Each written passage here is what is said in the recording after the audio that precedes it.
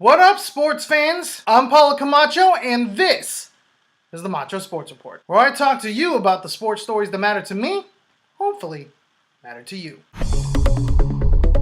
Alright, so after having talked about the Super Bowl game itself, I suppose now would be the best time to talk about Cam Newton and that god-dang post-game presser.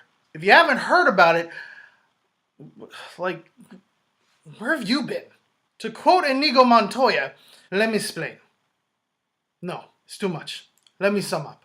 So, an obviously dejected Cam Newton had to face the music and the media after the Panthers' 24-10 loss to the Broncos in Super Bowl 50. He had his hood up to hide his face from the cameras and stuck to mostly one-word answers in what was to be a substantially short media session. Man just walked off, mumbling, "I'm done" in the process. The same man who popularized the dab. The same man who, according to some, showed up many of his colleagues, boasting and bragging all the way to Santa Clara. He was the one thing many in Americana despise in the immediate aftermath of a crushing defeat: a sore loser. I'll give him this. Cam even admitted to being as such in the days after that infamous presser. At the very least, he manned up to it and didn't deny it. But that hasn't stopped a bevy of criticism laid at his feet in the days after. And you have to admit, even for the most vehement of Cam Newton supporters, the criticism is warranted. All you have to do is look to your Super Bowl 50 winning QB, Peyton Manning. 2 years before, he had to face the media in an even worse position,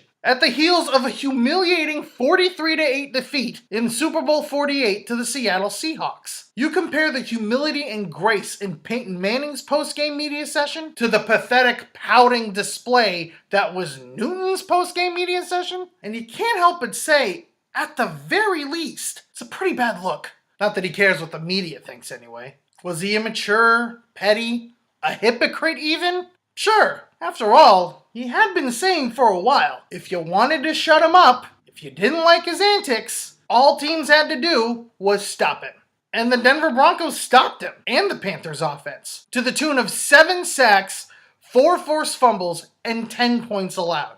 And at least in that media session aftermath, he couldn't take it. No talk of his humble words to Manning immediately after the game, but the fact remains, he's a sore loser, and he's owning it. If he's really the MVP that many have already anointed him as this season, he'll get past this, and he'll be back in the grand stage. Who knows if he'll be as stand-up in a big loss as most of the big-name players in this league, but I hope he does. I hope he learns from this experience, and he matures from it. And I hope he knows that a few minutes looking like a spoiled brat in front of the nation's media doesn't tear down what he had done on and off the field in 2015. He's still Cam Newton, prototype QB with the size of a linebacker, the heart of a big kid, and the $1 million smile. The media, at least, can't take those things away from him. But that's just me rambling. I don't hate the guy for what happened, and I really don't judge him for it. He is who he is, and you're either gonna love it or hate it. Or in my case, not really care too much about it, but I'll leave it to you.